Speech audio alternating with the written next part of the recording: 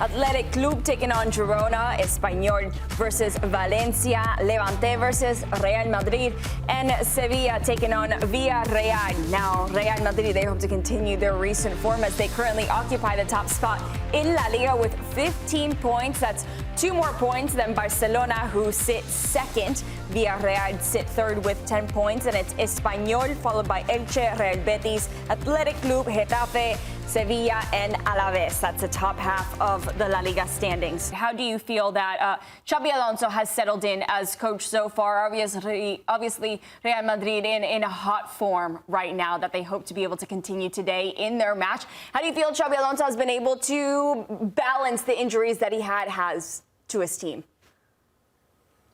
I think what Xabi Alonso has done so far has been extremely impressive. Let's break it down, because there's been big changes on and off the pitch for Real Madrid. What has he changed off the pitch? Well, the way that they're training. Under Carlo Ancelotti, they did strength training one specific day a week. Now they're doing a little bit of strength training every single day. Under Xabi Alonso, the video sessions are much longer and much more detailed.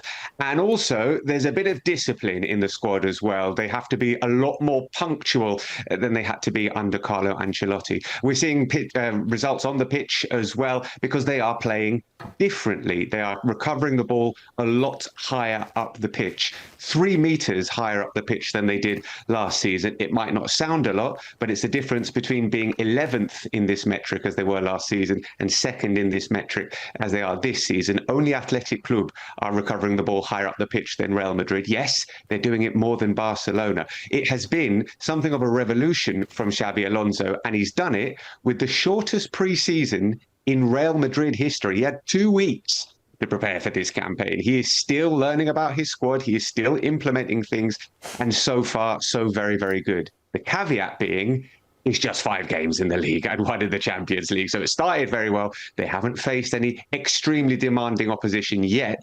But what he's done so far, I think everybody here in Madrid, very, very impressed. Okay, Phil, you touched on tactics and training being different, but you haven't touched on what I think is the biggest challenge of managing at Real Madrid, and that's managing the personalities. We see Vini Jr. getting frustrated when he gets subbed off. There's reports that his days could be numbered at Real Madrid. This is one of many massive egos that he has to either get on board or move on from. How does that situation play itself out, and how important is that for them if they want to get back to winning trophies this year? That is another big change, Nate, and it's perhaps maybe one of the most eye-catching changes from Carlo Ancelotti. The status of Vinicius Jr., who has gone from being absolutely untouchable in that first 11 to being a squad member. His place is up for grabs, and he's been rotated with Rodrigo Goes. Again, that's pretty impressive from Xabi Alonso, in my opinion, how he's managed to deal with this. Obviously, he wants to get the best out of Vinicius, but there are more players in this squad than Vinicius. Rodrigo Goes came to Xabi Alonso. He told him, I want to play on the left. Xabi Alonso said, I agree. That's where you should be playing. That's your best position. So he's brought him into the rotation, and it is a meritocracy. And I think I mentioned this before on the show but one of the headlines that was picked out from one of the pre-match press conferences Xabi Alonso did was, Juega el que lo merezca. He who plays is the person who deserves to play. Whoever deserves to play is going to play. And that does feel like a pretty big shift away from what it was under Carlo Ancelotti, when many, many players knew that they were pretty much guaranteed to be in the starting 11. Phil, one of the easier decisions that Xabi Alonso has had to do early on is play a lot of the youngsters, including Arda Güler, right? But now with Jude Bellingham healthy again, it feels like, again, someone's going to have to be out of this lineup. It's either Massantuono or Güler, both that have actually had pretty decent starts. Does Fede Valverde's role change a little bit? Because I don't think out of all the players, Xabi hasn't gotten the most out of Valverde, for example, which is one of your best players, I would argue. So with Jude being back in the lineup, does he fall within the category of you're a squad player just like Vini, and Mbappe is really the only untouchable one? Like, are we going to be living in a reality where Güler possibly starts over Bellingham? I think it's a good question. I I think Jude Bellingham, when he's back and when he's fully fit, is going to be close to the status that Kylian Mbappe currently has. But you're absolutely right. Fede Valverde this season hasn't necessarily been at his best, perhaps because he's being asked to play in a slightly different position to last season, and he doesn't necessarily have as much space to burst into. Who does Jude Bellingham's place? Whose place does he take in the starting 11? Arda Güler, you kind of need someone like Arda Güler, right, to unlock defensive, and Jude Bellingham is a relatively different style of player. I'm going to give you the political answer, which is what Xabi Alonso would say, which I think does have a grain of truth to it.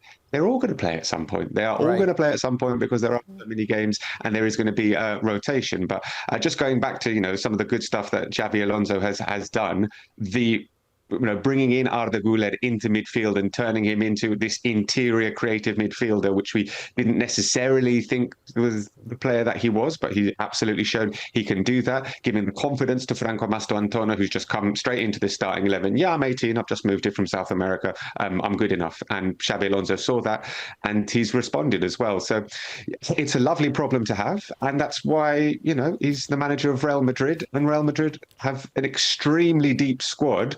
That's kind of the point, because they've got so many good players, they've got so many good games. He's got to have to figure it out. But Bellingham comes straight back into the starting 11 when he's 100% fully fit. Phil, I want to switch gears quickly and let's talk about one of their La Liga rivals in terms of Barcelona. I know on this show we do all the time Americans abroad, so we're going to do Brits abroad, and I want to talk about Marcus Rashford. What have you made of his start? And can you stand up some of these reports about his lateness being the reason why he didn't start the last game? Could you just tell me in terms of your thoughts overall? So he didn't start the last game because he was 2 minutes late to the activation session on the day of the match. So the activation session is, a bit of stretching. It's not a training session, but he was 2 minutes late to that, and that's why he did not start. And Hansi Flick is showing everyone, Rafinha was on the bench the week before for exactly the same reason. It happened to 3 different players. 2 minutes late is late. Yes, you sound like my dad, Nico, but you're right. 2 minutes late is late, and punctuality is very important. Just tell Marcus Rashford. But he was on the bench for the first 45 minutes. He came off hungry and produced a really good assist against Getafe, and coming off the back of 2 games in the Champions League as well. I think slowly but surely Marcus Rashford is finding his place in this Barcelona side again. As going back to Real Madrid, it's a squad. There's going to be minutes shared around. He's going to play in different positions, on the left, on the right. Haven't actually seen him through the middle yet because Ferran Torres is doing so well, and he's got Robert Lewandowski there as well. But I've been, broadly speaking, pretty impressed with Marcus Rashford. I wonder if he's got the speed of thought when it comes to that intricate little passing play around the penalty area that Barcelona are so good at. But he'll practice. He'll get better at that, and I think he's going to be a really, really useful player for Barcelona. I thought punctuality was your guys' thing. It is. If you're on time, you're late. That's what I was always taught. To put a point on this, though, Phil, is it expertly dealt with by Flick from the standpoint that there's not really drama around this? I don't feel. The punishment was what it was, but a grudge wasn't held. He goes in at halftime. He produces. It's like you're gonna have to play by our rules. You're gonna have to follow these consequences. But I'm also not going to hold a grudge against you or make this a big issue. That's it. That's exactly it. And if we look at the results, when Rafinha was on the bench, he came off and scored twice. But Marcus Rashford was on the bench, he came off and provided a great assist as well. So maybe it is working. It's giving these naughty young boys something to think about on the bench. Think about what you've done. They've had 45 minutes to think about why they shouldn't be late, and they've come off the bench hungry to prove a point.